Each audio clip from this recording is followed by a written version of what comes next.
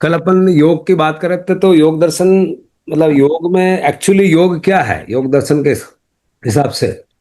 दूसरा, एक दो अर्थों में लेते हैं योग। मोह है और प्रेम में क्या अंतर है संपत जी? मोह तो लगाव को कहते हैं। हम्म। मोह मतलब लगाव। और प्रेम मतलब अलगाव। प्रेम मतलब प्रेम अलग होता है ना। प्रेम तो चाह चाह मतलब। वो कैसे बताओ मोह और प्रेम?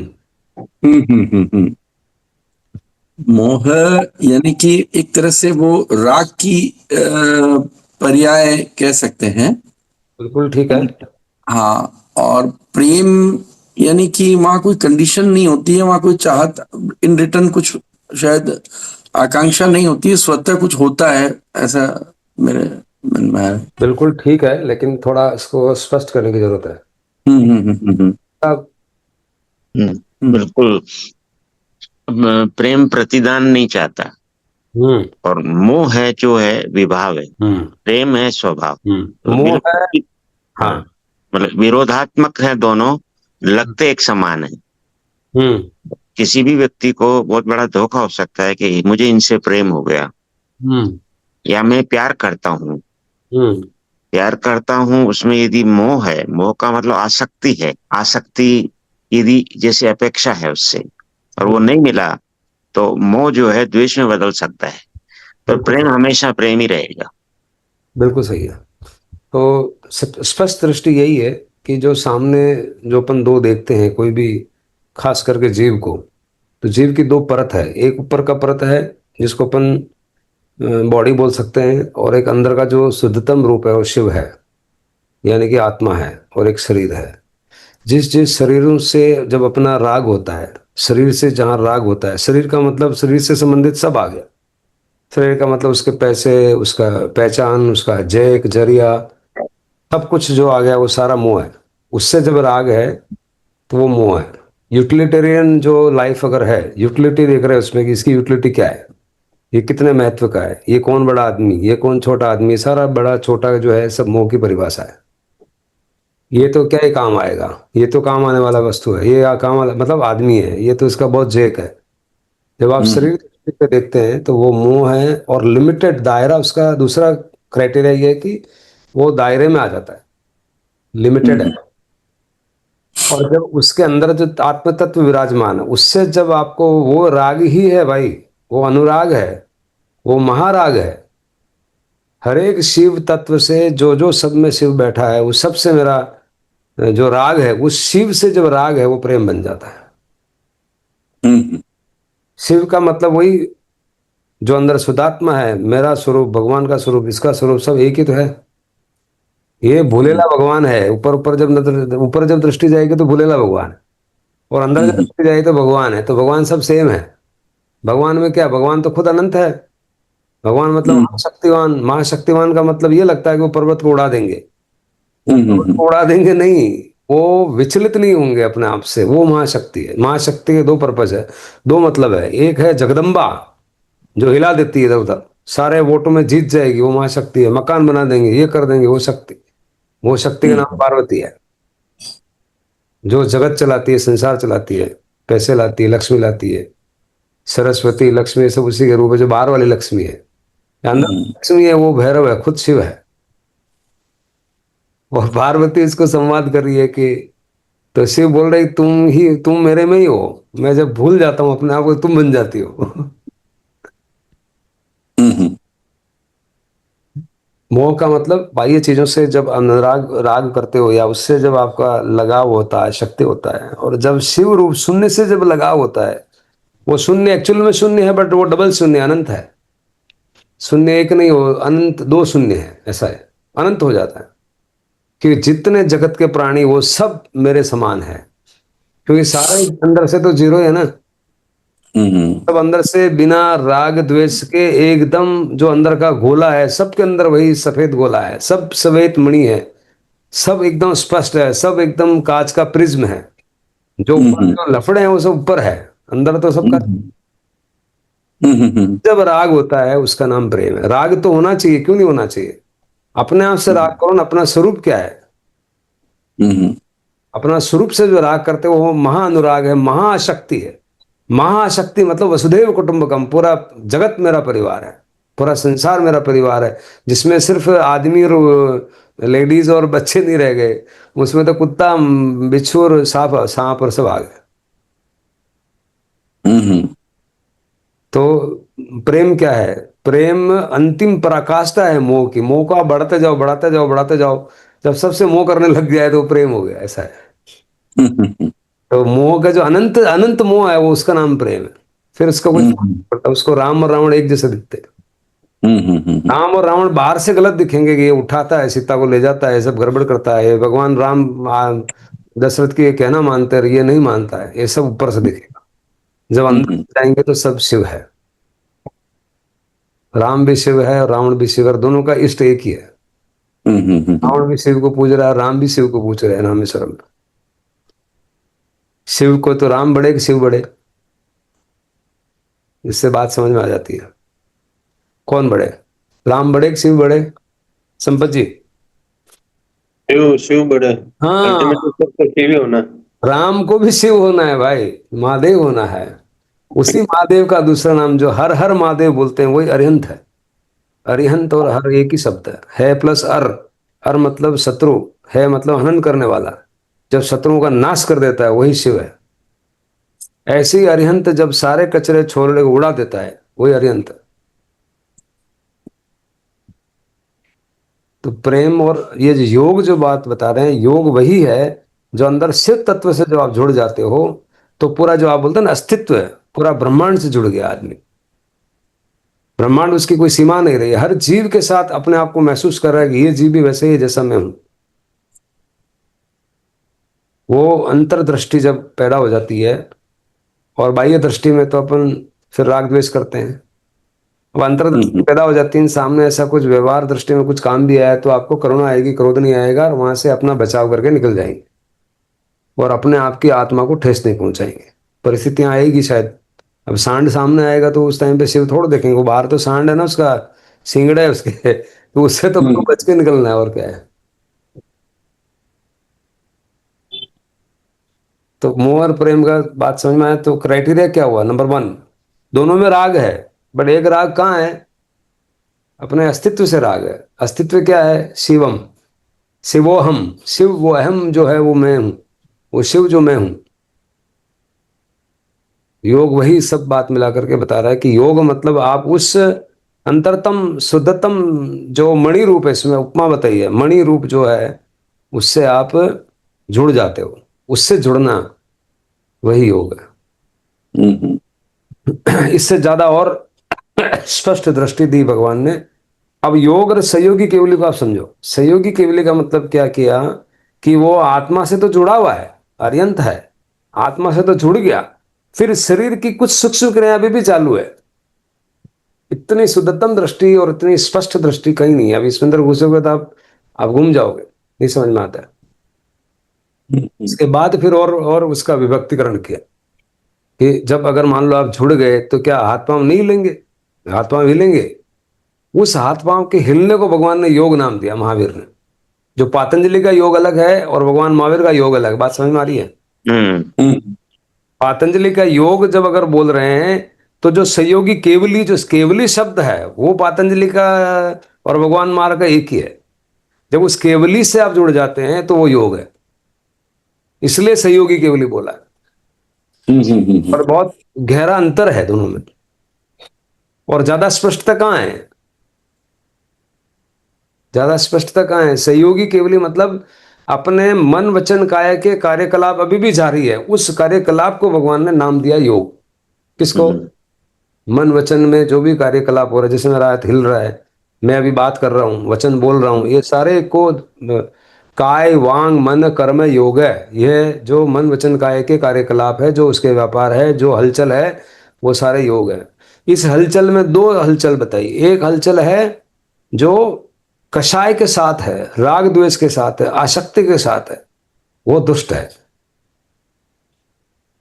वो खा जाती है आप। बाकी उस दुष्टता के साथ अगर राग द्वेष नहीं हलन चले तो वो उसमें सारा संसार चलाने का बता दिया। उस छोटी गली में तुम्हारे शुद्र चीजें सब हो सकती है, बस गली दे दी भगवान ने, इस गली में घुस जा भाई, जो तेरे को जो करना है। तो बोला था ना कि मेरे को रोटी चाहिए तो कौन लाएगा, तो कर ले। कहने का मतलब क्या है, भगवान तो रोटी चाहिए दुकान चला, पर आत्मा को मत बेचना, दुकान पे ध्यान रखना, ऐसे प्रसंग आएंगे। आत्मा को मत बेचना, आत्मा बेचते ही उसका दूसरा नाम मेडिकली है कार्टिसोल रिलीज मत करना, बस जो करना करते रहो, कोई दिक्कत नहीं। इससे ज्यादा क्या भगवान से चाहिए आपको, बोलो। भगवान ने किस जगह आपको कोई प्रश्न का ऐसा जवाब नहीं छोड़ा जो इसके बाद आपका मतलब नहीं। और इतनी स्पष्टता है, अभी ये जब आप पूरे समझोगे तो ये तो क्या आपने बैकग्राउंड में सब समझा हुआ है, इसलिए आपको बहुत इजी समझ में आएगा। बाकी योग में घूम जाएगा आदमी कि योग क्या बोल रहे हैं, बात यूं बहुत सहज समझ में आ जाएगी, आपको बहुत सहज इजीली समझ में आ जाएगी। लेकिन इतनी शुद्धतम जो स्पष्ट उसका एकदम डाइसेक्शन जो है। अब योग क्या और केवली क्या, सहयोगी केवली क्या, योग की परिभाषा ही अलग है, वो योग की परिभाषा अलग है। और जो इसको समावेश सारे 360 आता है उनको कहीं विरोधाभास नहीं लगेगा।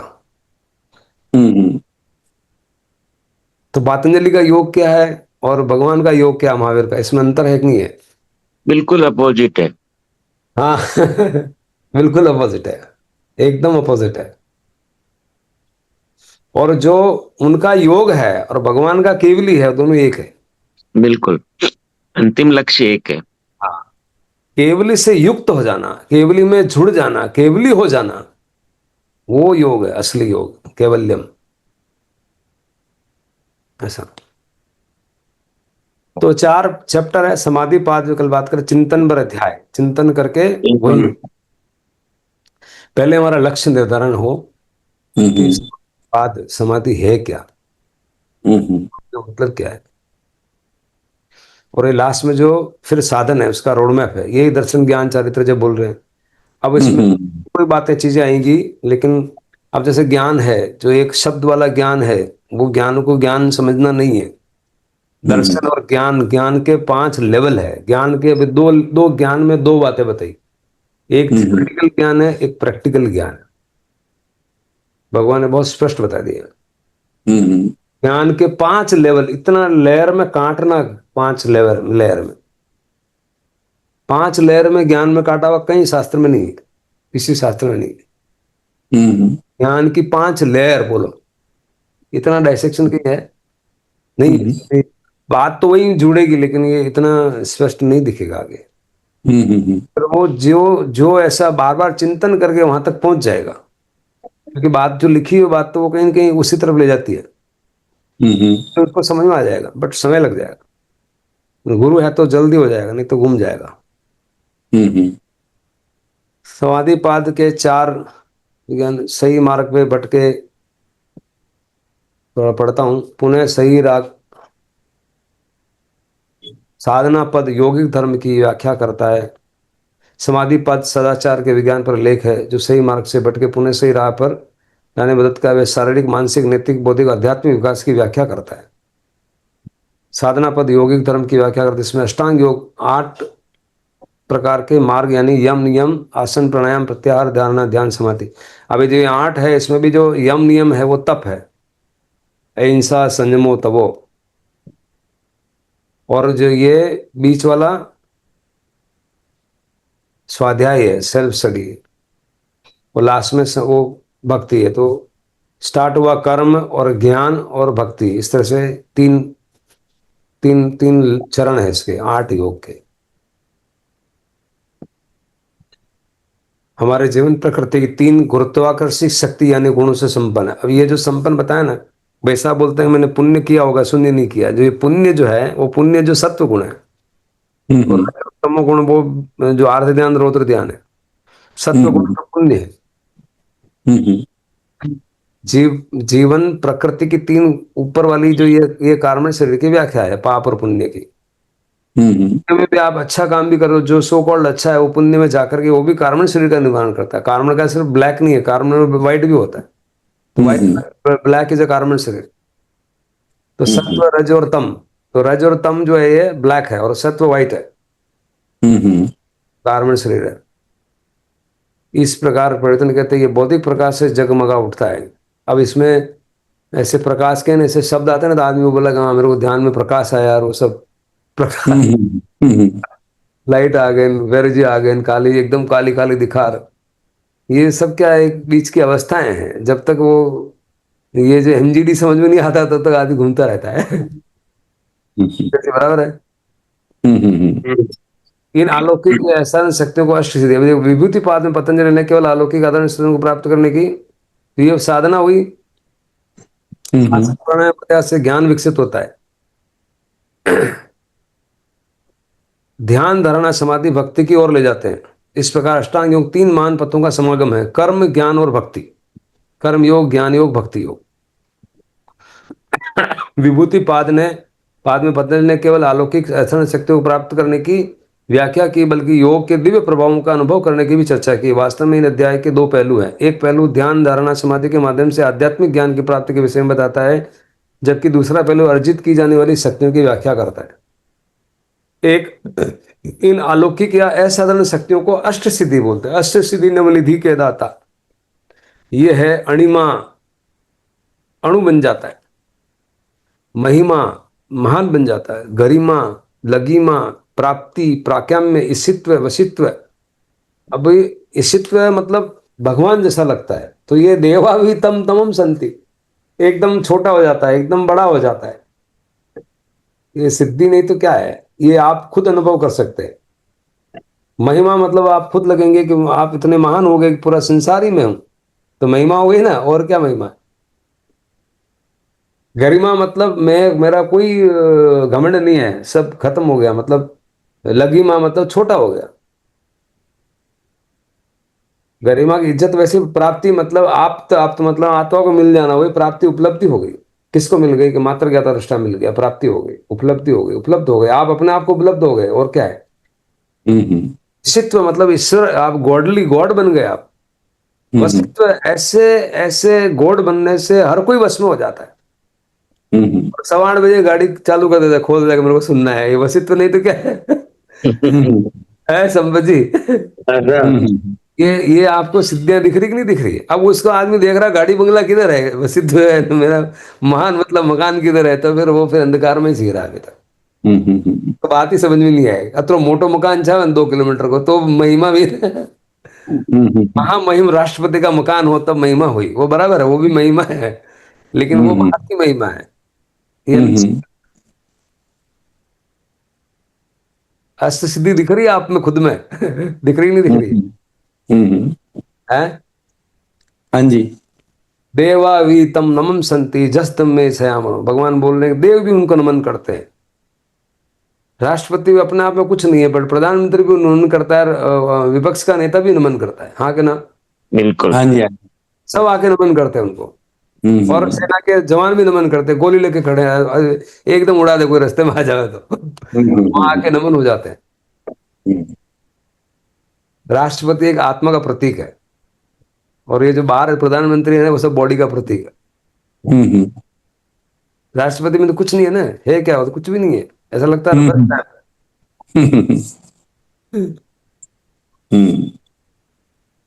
उस कुछ नहीं में बहुत सारी शक्ति। फर्स्ट सिटीजन ऑफ इंडिया कौन है, प्रधानमंत्री है, राष्ट्रपति है?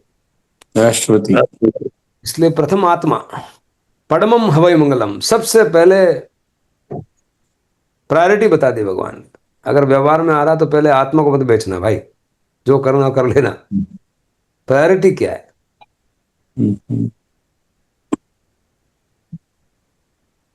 कैवल्य पाद में पतंजलि ने समाधि और कैवल्य के अंतर की व्याख्या की है। कैवल्य का मतलब ये नमो सिद्धाणम पद, और समाधि मतलब वो नमो निरंतरम पद है। समाधि का अर्थ है व्यक्ति की सिद्ध स्थिति, और कैवल्य का अर्थ है जन्म मरण से पूर्ण मुक्ति। बात समझ में आ रही है? व्यक्ति की सिद्ध स्थिति मतलब सशरीरी स्थिति जो है वो अर्यंत है, और केवल्य का मतलब जो हम केवली बोल रहे हैं, तो केवली तो दोनों है, अर्यंत भी केवली है और सिद्ध भी केवली है, लेकिन वो सशरीर है। सशरीर का मतलब जो लास्ट वाला योग है ना, मन वचन काया का, थोड़ा बहुत तो रहता है, और इसमें नहीं रहता है। किसमें नहीं रहता है? सिद्ध में नहीं रहता है। जन्म मरण से पूर्ण मुक्ति। इसका अभ्यास करने वाला इस दशा में पहुंच जाता है जहां दैनिक जीवन में हानि लाभ की चिंता छोड़ देता है। अब हानि लाभ क्या है? जिसको इतना सारा लाभ हो गया तो क्या हानि और क्या लाभ? जिसको परम उपलब्ध हो गया उसकी जो दैनिक जीवन में हानि लाभ की चिंता छोड़ देता है। हम्म। एक एक शब्द में आप उसको समझ रहे हैं ना कि एक एक शब्द क्या बोल रहा है, एक एक शब्द आप रिलेट कर पाएंगे कि क्या बोल रहा है। हम्म। जब मूल क्लियर है, दृष्टि तो सब समझ में आएगा। नहीं तो पर हानि लाभ की चिंता छोड़ देंगे तो दुकान पे पैसा कौन लाए भाई साहब? हानि लाभ की चिंता छोड़ दे, देखो बाजू वाला करेगा क्या? वो हानि लाभ की चिंता छूट जाएगी संपत्ति। हानि लाभ की चिंता में अपनी वो आत्मा को नहीं बेचना है ना, अपने को वाह, वो। हाँ। प्रभु आपके चरण कहाँ है? देखो अभी का काम ही यही है, शासन का काम ही यही है, भगवान महावीर का काम ही है। एक बार दृष्टि तो उसके बराबर ले आता है, फिर बाद में छोड़ने उड़ाना काम तुम्हारा काम है। वो सबका वहां गुरु नहीं आता बस। अभी आपको मंजिल एकदम स्पष्ट दिख रही है। अब इसमें मतलब कुछ नींद में एक नहीं लगता है, क्योंकि मन ही किसी मनुष्य को बनाता है और बिगाड़ता है। इस योगिक अभ्यास से व्यक्ति जीवन में तरक्की की ओर बढ़ जाता है, अपने जीवन में से अहंकार का कांटा निकालने में मदद मिलती है, और जब वह जीवन के स्रोत यानी ईश्वर को प्राप्त कर लेता है। कहीं शब्द अलग रहा है, कहीं अटक रहा हो तो बोलो, आप कहीं अटकता है। इस दशा को प्राप्त करने के बाद क्रिया तथा प्रतिक्रिया उससे प्रभावित नहीं करती। प्रतिक्रिया प्रभावित नहीं करती, क्रिया तो देखना जानना तो रहता है। मतलब उसका इंटेंट समझ में आ रही थी, इच्छाएं उससे अपने आप छोड़कर चली जाती है। इस उपलब्धि से मन की सारी हलचल समाप्त हो जाती है, तरंगों का अंत हो जाता है। इसका अभ्यास करने वाला मुक्ति मोह का अनुभव कर ज्ञान की वह ज्योति अपने अंदर जलाता है। मुक्ति का, अब मुक्ति और मोह दोनों एक साथ लिखती है। अभ्यास करने वाला मुक्ति का अनुभव कर। अब ये मोह कौन सा मोह है? मुक्ति का अनुभव कर, उसके अंदर मोह लिख दिया, बोलो घूम जाएगा आदमी थोड़ा। शिव को पाने का मोह। हाँ, शिव को अभ्यास करने वाला मुक्ति का अनुभव कर, यानी कि शिव का अनुभव कर ज्ञान की ज्योति अपने अंदर जलाता है। अब मोह शब्द बोला है, किसका मोह है? मुक्ति का। मुक्ति मतलब शिव, शून्य। अब शून्य का मोह है, जिसके स्रोत महर्षि पतंजलि है। समाधि पद पाद शिक्षा का बीज, और कैवल्य पाद जीवन मरण की समाप्ति है। यहां से ये सीडिंग हुआ और यहां से ये प्लांट बन गया, फूल बन गया। यहां से बीज मंत्र जो है ना, बीज का मतलब रूट, और फ्रूट का मतलब कैवल्य पाद, यानी कि सिद्धाणम, नमो सिद्धाणम। तो रूट मंत्र क्या है? अरिहंत का जिस दिन समझ में आएगा तो नमो अरिहंताणम, पहला ही शब्द अरिहंत का जो ही बोला, अरिहंत है क्या, तो ये बीज मंत्र है। अरिहंत का बात समझ में आते लगेगा कि मैं कहाँ खड़ा हूं, मैं तो बहुत कुछ लेके घूम रहा हूं भाई। फिर वो स्टेप्स दिख जाएगी अपने आप। समाधिपाद मंगल शासनम, परिवर्तन की शुभ घड़ी, अतः योगानुशासनम, योग मिलन प्रयोग साधना। चूंकि ये शुभ घड़ी है, इस कारण पता योग का रहस्य बताना आरंभ किया। ये मंगल का, मंगल है शुभ घड़ी, तो इसका रहस्य बता रहे हैं, इसलिए मंगल बोला। चत्तारी मंगलम, मंगल से चालू होता है सब। ये एक शाश्वत है जो बताती है कि यदि व्यक्ति योग की साधना के पर चलता है तो वह आध्यात्मिक रूप से समृद्ध हो सकता है। योग क्या है? अब योग की डेफिनेशन बताइए। मिलना या एक हो जाना, दैट इज योग, जुड़ जाना। चित्त की योग ऐसी विधि जो मन में वह शक्ति विकसित करता है जिससे चेतना में विचारों के उतार चढ़ाव का निरोध होता है, जिससे व्यक्ति को उस चेतना के साथ जुड़ने में मदद मिलती है जो कहीं भी पहुंच जाने वाले मन, इंद्रियों, बुद्धि तथा मैं हूं से बनी होती है। योगिक पद्धतियों के पालन से व्यक्ति चेतना के उतार चढ़ाव, भटकाव, परिवर्तन, सुधार से मुक्त रहना सीख जाता है। उतार चढ़ाव जो ऊंचा नीचा है उससे मुक्त हो जाना, यानी कि समता में आ जाना, वो संपत्ति मिल जाती है। विषमता है वो उतार चढ़ाव है, और समता है वही संपत्ति है। समता वही शुद्धतम शिवम, वही सामायिक है, वही आत्मा है, वही सिद्धात्मा है, वही शुद्धात्मा है। योग के प्रभाव क्या होते हैं? विचारों का इस प्रतिबंध या निर्णय से चेतना उस आत्मा या परमात्मा की अनुभूति करने की स्थिरता प्राप्त करती है। अब आत्मा और परमात्मा दोनों लिख तो दिया, लेकिन आत्मा और परमात्मा का अंतर है। बोला आत्मा और परमात्मा का क्या अंतर है? कि अनुभूति करने की स्थिरता प्राप्त करती है जो अपने ही स्थान पर रहते हैं और अपने ही वैभव से प्रकाशमान होते हैं, अपने ही वैभव से। अभी यहाँ बहुत लंपी हो गया सब। हाँ, सिंपल है मेरे, वैसे तो दृष्टि, यदि मुझे मौका मिले तो मैं बताऊं आपको। हाँ, हाँ, बोले बोले। आत्मा एक शुद्धात्मा है, ठीक है, वही परमात्मा है। अब आत्मा यदि विभाव में जाए, आप जो बोल रहे हैं ना, तो शुद्धात्मा विशेषण वो स्पष्टता जरूरी है। शुद्धात्मा ही परमात्मा है। हाँ, तो अब एक प्रश्न अर्थ में ये है कि हाँ, तो फर्क क्या रहा फिर? आत्मा को शुद्धात्मा बनने के लिए, परमात्मा बनने के लिए हर वक्त उसको स्वभाव में रहना है, विभाव से दूर रहना है, या विभाव का वहां कोई वजूद ही नहीं है, तो वो परमात्मा है। बिल्कुल। स्वरूपे स्थानम, स्वरूप वही श्रीमद् रामचंद्र का स्वरूप, स्वरूपे अवस्थानम तदा द्रष्टु। क्या होगा योग करने से? योग करने से स्वरूप में आ जाएगा।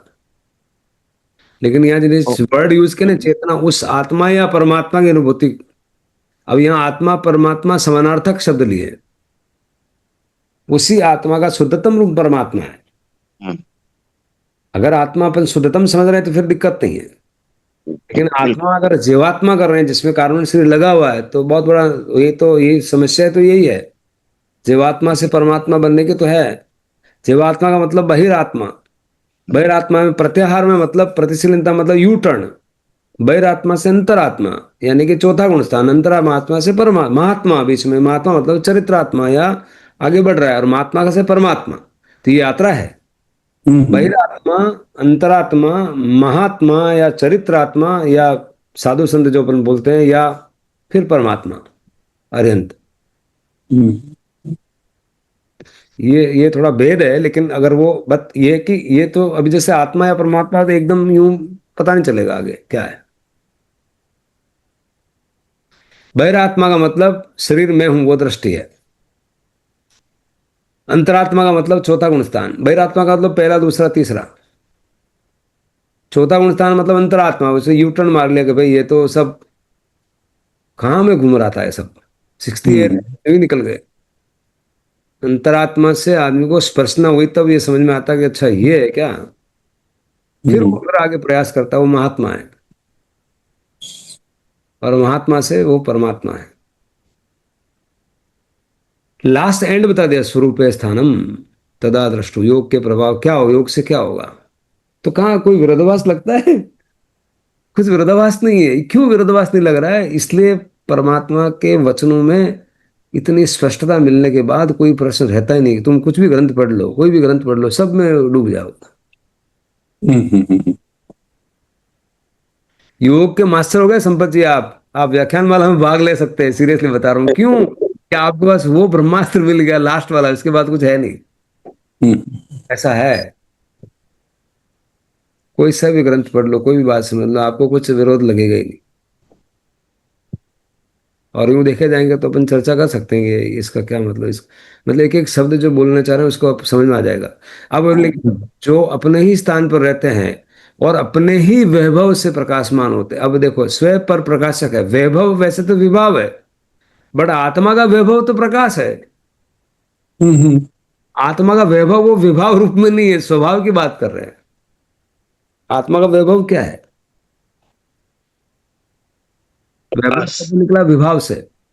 जो वैभव का, जो अपन बाहर का वैभव बोलते हैं, देखो सो गाड़ी बंगला कितना वैभव है, वो विभाव से निकलता है। यानी कि वो पुण्य वाला वैभव है। चक्रवर्ती है, ये क्या है? वैभव है उनका। वैभव में तो घूम घूमते वैभव में घूम रहा है भाई। वैभव को छोड़ो। जो परम वैभव है, ये फिर वो उस तरह बात कर रहा है कि अपने ही वैभव से प्रकाशमान होते हैं। अपने वैभव का क्या हुआ, स्वभाव में आ गए।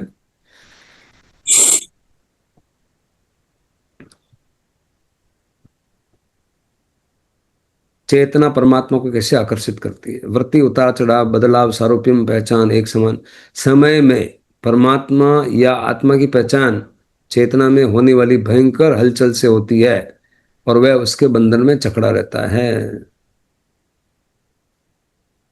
अब वृत्तियां जकड़ा रहता है, वो कारण से की तरफ इशारा हो गया। चेतना में उतार चढ़ाव के 5 प्रकार है। किस तरह से वो होती है? फेरबदल 5 जो 2 रूपों में आते हैं, वह कष्टदायी और अमंगलकारी, निविष्टकारी हो सकते हैं। ये फिर वो कर्म का उदय, जो फल आता है, वो किस तरह से बात करें। फिर मिथ्या ज्ञान, शब्द ज्ञान, वास्तविक ज्ञान को परखे बिना केवल शब्दों को बुनते रहना तथा परीक्षण या अनुभवजन्य ज्ञान का न होने को कल्पना कहते हैं। ये कल्पना किस तरह से इशारा कर रहे हैं? श्रुत ज्ञान है। अब श्रुत ज्ञान क्या? जीरो है। यहाँ भगवान का विरोध है। श्रुति ज्ञान जरूरी है, क्योंकि अनेकांत किया जाएगा ना, तो श्रुति ज्ञान को यहाँ एक तरह से रिजेक्ट कर दिया कि विकल्प है, कल्प है, वो तो कल्पना है। अब यहाँ अंतर है, भगवान के बाद में कल्पना नहीं है। रात को मुझे हम्म सपना है, वो सत्य है ना भाई।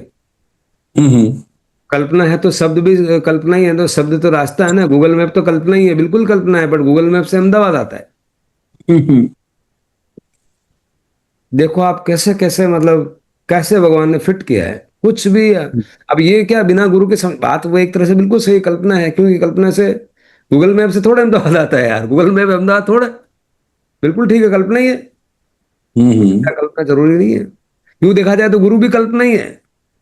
हम्म गुरु गुरु की जगह, आप अपनी जगह हो ना। आपकी खीर गुरु नहीं हम्म खिला सकता, आपको ही खानी है, तो कल्पना ही हुआ ना। हम्म हम्म तो खुद का खीर खुद ही खा सकता है। कितना भी मैं आपको बोलता रहूं, कितना ही समझाऊं, कितना ही स्वरूप समझा दूं, बट अंदर जो ध्यान में आपको अनुभव होगा वो आपका ही है। गुरु आ सकता है अंदर? हम्म आ ही नहीं सकता। तो गुरु कल्पना हुआ कि नहीं हुआ? गुरु गूगल मैप हुआ कि नहीं हुआ? हम्म। तो क्या गुरु का महत्व नहीं है? है। इसलिए अनेकांत छोड़ है भी और नहीं भी। है इसलिए कि वही वो मार्ग छोड़ दिखा रहा है। हाँ, वो छोलड़े जो हटाने का गूगल मैप है वो गुरु से मिलता है।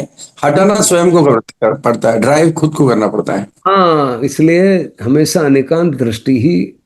आपको हर एक के पीछे कोई न कोई लॉजिक है। अब जो अपन लॉजिक बोल रहे हैं ना, लॉजिक का शब्द वहीं से निकलता है। हम्म। लॉजिक का मतलब होता है न्याय। न्याय का मतलब क्या? जो जैसा है उसको वैसा बोलना। सपने को हम्म सपना बोलना, गूगल को गूगल बोलना, अहमदाबाद को अहमदाबाद बोलना, निमित्त को निमित्त बोलना, उपादान को उपादान बोलना। ये जो जो जैसा है वैसा बोलना, वही न्याय है, वही लॉजिक है। हम्म। इसीलिए बायोलॉजी, इसीलिए जेनोलॉजी, इसीलिए फलाना लॉजी, ये सब लॉजी वहीं से निकलता है। वही सत्य है। हाँ, लॉजी का मतलब लॉजिक, नहीं, वही सत्य है ये भी कह सकते हैं। वही जो सत्य है। जैसा है, वो जो जैसा है उसको वैसा ही बोलना है, उपादान को उपादान, निमित्त को। सत्य एग्जैक्टली। तो सत्य फिर क्या हुआ? सत्य इसलिए अनेक धर्मा है, अनेक अनेकांत है। हम्म। 360 डिग्री है। सत्य आप उत्पाद व ध्रुव युक्तम, कुछ ये है कुछ ये है, ऐसा वो कुछ कुछ मिलकर के पूरा होता है। इसलिए भगवान की बात में ही पूरा सत्य दिखता है। जो जैसा है वैसा कहाँ दिखता है? 360 डिग्री में दिखता हम्म है। कि कोई एक भाग पकड़ लेगा, हम्म कोई एक भाग पकड़ लेगा तो एक बोलेगा। पूरा सत्य, हम्म पूरा सत्य कौन बोल रहे हैं? पूरा हाथी, जो हाथी का किस्सा आता है सूत्रकृतांग सूत्र में, अपने आगम में, कि एक आदमी को पकड़ रहा है हाथी को, जो पांव पकड़ बोला है तो खंबा है, दूसरा कोई सूंड पकड़ा बोला है तो रस्सी है। हम्म तो सर्वदृष्टि है, सर्वद्रष्टा है, उसको पूरा हाथी दिखता है। हम्म कुछ भी दिख रही है उनको, सूंड भी दिख रही है उनको, वो भी दिख रहा है, फिर बोल रहे हाथी है। तो हाथी सत्य है। अंगुली हाथ है तो असत्य अधूरा है। सत्य, उसको झूठ बोले कि सही बोले समझ में नहीं आता है। अंगुली हाथ है तो है कि नहीं है? इसलिए हम्म तो पूरा नहीं होता, तो पूरा समझ नहीं आता भगवान की बात को। समझ ले आस्ती नास्ती है व्यक्तिम, पूरा सब समझ में आता तब पूरा देवी बोल पाता है। तो ये तो बिना गुरु के तो बहुत घूम जाएगा आदमी कि सत्य क्या है, कल्पना है। तो बोल रहे कल्पना है, तो ये कल्पना, तो गुरु भी कल्पना में चला जाएगा। हम्म तो धर्म ध्यान भी कल्पना ही है ना। धर्म ध्यान लेकिन मार्ग है, शुक्ल ध्यान का मतलब वहां धर्म ध्यान नहीं चाहिए। हम्म धर्म ध्यान को भी छोड़ दे भाई, हो गया, अभी समझ में आ गया ना? हाँ, आ गया। अभी हम्म इनके इन बेटो विचार ने, मैं मात्र ज्ञाता दृष्टा हूँ, विचार की भी जरूरत नहीं है। बोलो अभी, अभी तो बोल रहा है मात्र ज्ञाता दृष्टा, भी बोला कि नहीं, इसकी भी जरूरत नहीं है। हम्म नवकार मंत्र की जरूरत है? कुछ भी नहीं है। भगवान मेरे हम्म है, उसकी जरूरत है। गौतम गंधर्व को बोला इसको छोड़ दे, नहीं होगा तेरे को, फल प्राप्त नहीं होगा। वो भी बेटा मेरे भगवान, वो मेरे भगवान, वो निकल नहीं रहा कांटा लास्ट वाला। हम्म मेरे भगवान भी वहां मान्य नहीं है।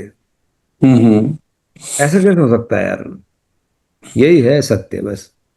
हम्म तो वही है, और क्या है? आंखें बंद। अवग्गो है विरायो उसमें कहो सगो जाव रेंताणम भगवंताणम नो कारण पारमिताव कायम ठाणम। सिर के सिरे से पांव तो पूरा शरीर शांत, चेहरा शांत, गाल नासिका। ये क्यों कर रहे हैं हम? मात्र गदृष्टा स्थिति को अनुभव करने के लिए। शब्दों में बहुत सुन लिया, बट शब्दों से कोई मतलब नहीं है, लेकिन उनका उपकार है। कंधे शांत, पेट शांत, टंगा शांत, पीढ़ियां पांव का अंगूठा, सिर के सिरे से पांव अंगूठा, पूरा शरीर शांत, प्रत्येक कोशिका, प्रत्येक रोम रोम शांति। जीते जी शांति को अनुभव कर ले। न जाने किस योनि में, इसका मतलब समझ में आए नहीं आए। शांति ही मेरा स्वभाव है। एक क्षण की शांति का अनमोल, एक क्षण शांति का अनमोल है। वचन से मौन, मन से मौन का मतलब विचार आएंगे जाएंगे, बाहर की आवाज, अंदर की आवाज, आवाज का मतलब विचार, विचार का मतलब राग द्वेष, सुखा विचार का मतलब मैं मात्र का दृष्टा, उसमें तकलीफ नहीं है, मैं मात्र का दृष्टा। अगले 2 मिनट शांत उस केवल ज्ञान अवस्था में बने रहेंगे, कोई प्रतिक्रिया नहीं करे। 1-2 लाइन बोलो मुकेश जी, संपत जी। आज मैं वो क्या वो मुनक्का खा रहा था, हाँ। तो मेरे को ये महसूस हुआ कि जो उसमें जो बीज चिपका हुआ ना अंदर, हम्म। मैंने कहा इसको इतना बड़ा कार्बन शरीर में इतना बीज, आत्मा तो अंदर इतनी फंसी हुई है, तो इसको ये निकालने में इतनी मेहनत और इतनी साधना करनी पड़ेगी, जब ये मुक्त होगा ये बीज। बहुत बढ़िया, सही बात ऐसे भाव उत्पन्न हुए। है ना, बहुत सही है, एकदम बराबर बैठ रहा है सब। ये जो समझ आ गई ना भाई साहब, तो समझना के कि इस जगत में जो महानतम चीज है वो हाथ में आ गई है, ऐसा। यशोधरा ने पूछा बुद्ध को, क्या मिला ऐसा जंगल में जो यहाँ नहीं था? तुम जंगल में गए खोज में सत्य की, क्या मिला ऐसा? जवाब दिया, समझ, और कुछ नहीं। जंगल में क्या होता है? पहाड़ पे चले जाओ, कहीं भी चले जाओ, समझ नहीं आएगा।